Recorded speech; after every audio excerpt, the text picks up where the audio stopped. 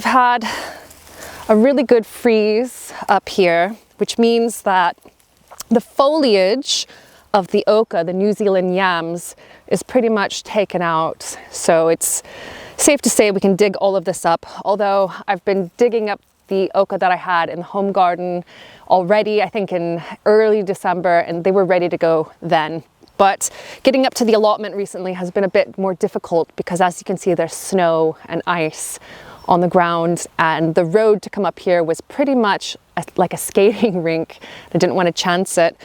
But seeing as today is the last day we have before 3 weeks of lockdown, that's right, get to that in a second, I thought that I would come up here, spend the afternoon working on the plot, getting some things done, because I have done my yearly plan as to what I'm going to be doing up here, and basically let off a little bit of steam as well. So we are going into lockdown. And we haven't had COVID here on the island in the community since last May, and it's back.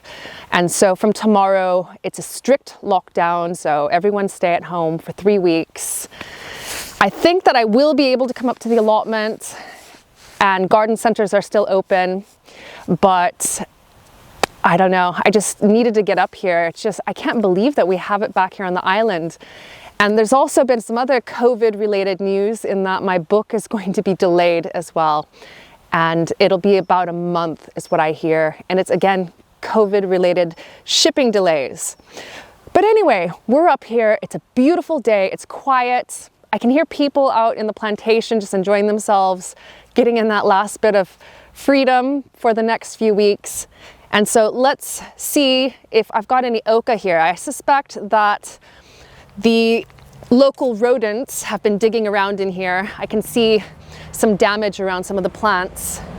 And this is the problem with growing a lot of things up here at the allotment, is that there's so many people growing edibles that it does attract vermin.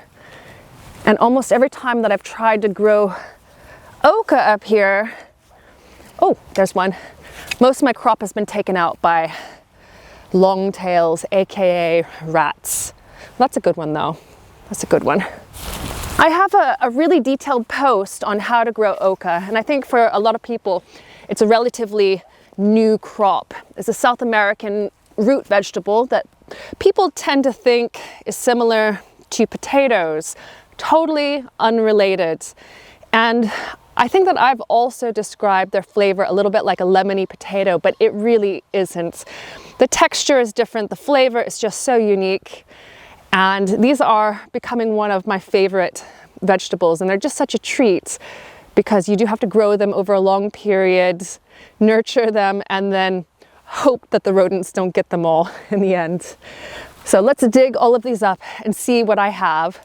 I suspect it's not going to be much. And then let's get on to some more tasks that I have up here at the allotment garden.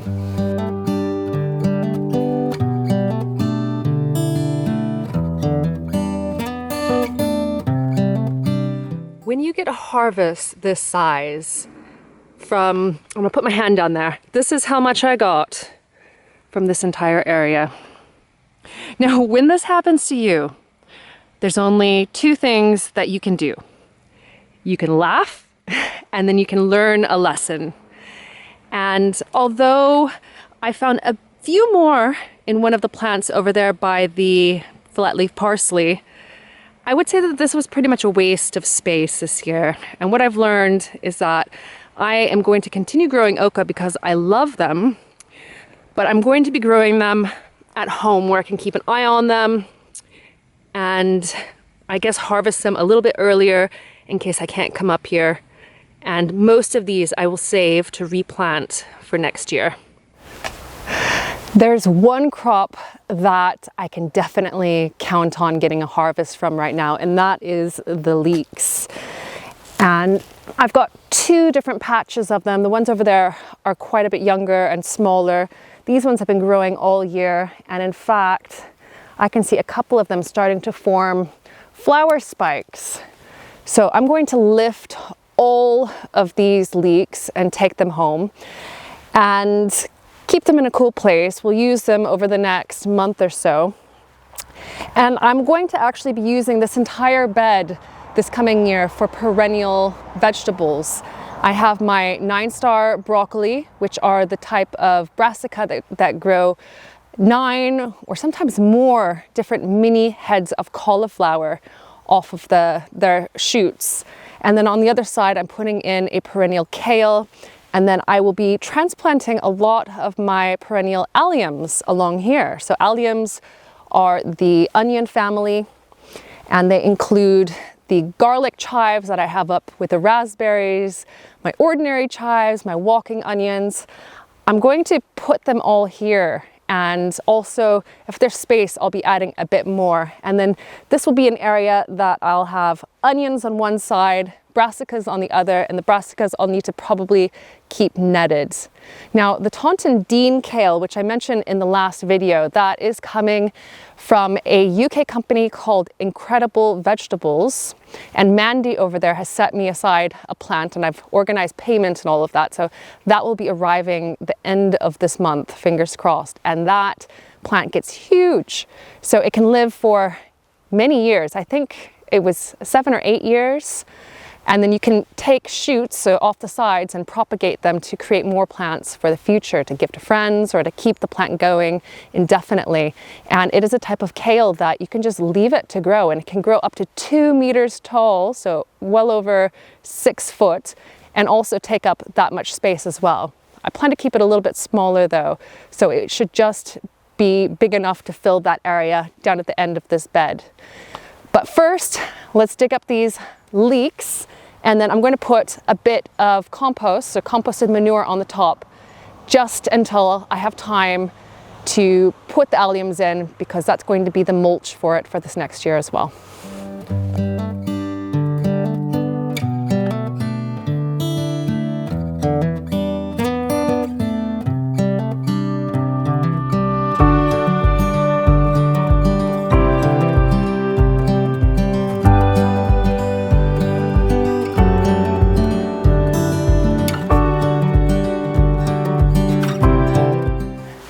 I'm a bit filthy after having dug up the last of the parsnips.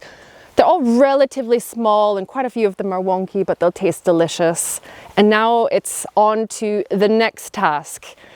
Last year, pretty much a year ago, I built this new raspberry trellis, and it has done so well. And there's only a couple of things that I would change about it, and I brought some extra wire here today because I do need a bit more support, especially on this side of the frame. You can actually see that along the front here I put a bit of string, and that was because in the middle of the summer the canes were just getting blown around by summer storms, and they were coming through like this. And before I start pruning down these raspberry canes for the winter, I want to use them as a gauge to know where I really need to put in a little bit of extra support.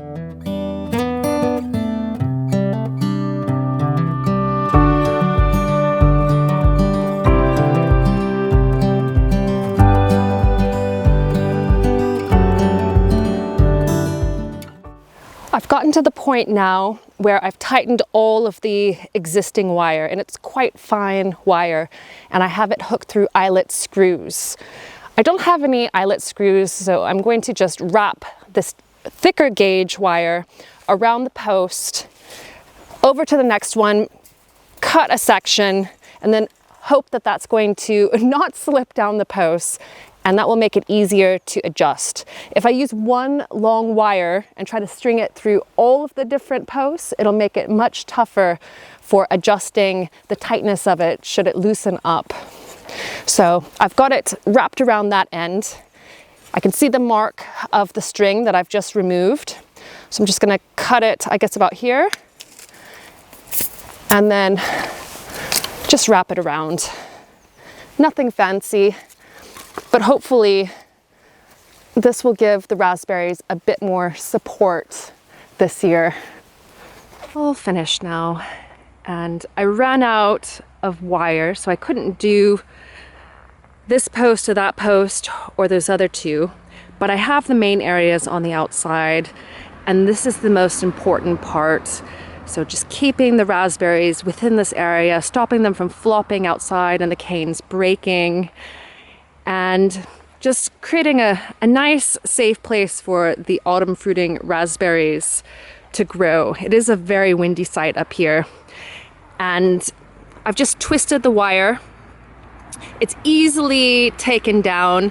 I hope it'll stay in place, and in some cases it's actually supported by horizontal pieces of wood as well. But if it slips down, I'll put some screws in to hold it. Now, the next task for this area will be pruning all of those canes down to the ground, but I'm going to save that for another day. I've spent a good few hours here at the allotment, and it has really done my mental state really good. Just being out in the fresh air, in the sunshine, blue skies. There's a lot of things going on right now. COVID, people are stressed out. I'm one of them, but just being in the moment, spending time in nature, it really is one of those things that does work. Now, today I dug up the oca, what was left of them. I dug up the dahlias as well. I've stored them in the shed. And I've also dug up the parsnips, the leeks, and I restrung the raspberry trellis. Now, there are lots of other things I need to do before spring. And in my last video, I told you that I'm just going down to this one main plot. I'm going to give up my other half plot. It's just too much for me. But things that I need to get done next are prune the raspberries. I've got to prune the thornless blackberries. I have to do some adjustments to the blackberry trellis. I bought some new strawberries that I'll be planting out soon. I've got some other plants on the way. And while plants are still dormant, I'm going to be doing lots of moving around. So I'm going to be giving up some of the berry plants or the berry bushes and replacing them with others. Lots going on here in the next couple of months before spring.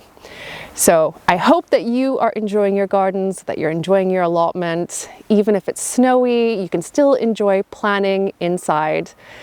And I think that's what I'll do later on today, this evening, when I get home, is I'm going to start thinking about the types of things that I can put in the home garden. So the new home garden. It's going to be a very, I guess, slow process. This is going to be our forever home, at least in my mind. And so there's no big rush in getting everything done the first year. So I want to take my time and do things right. So on that note, thank you for watching, and I'll be back next week, potentially with a video from home. I'm still not quite sure if I'm able to come up to the allotment under lockdown, but fingers crossed it's the same scenario as last time and that I'm free to come up here and just soak in the beauty of being up here on the hill. See you then. One last thing before you go. If you enjoyed this video, please give it a thumbs up. And if you haven't subscribed already, please subscribe to Lovely Greens and click that little bell icon so that you get notifications for when new videos are out.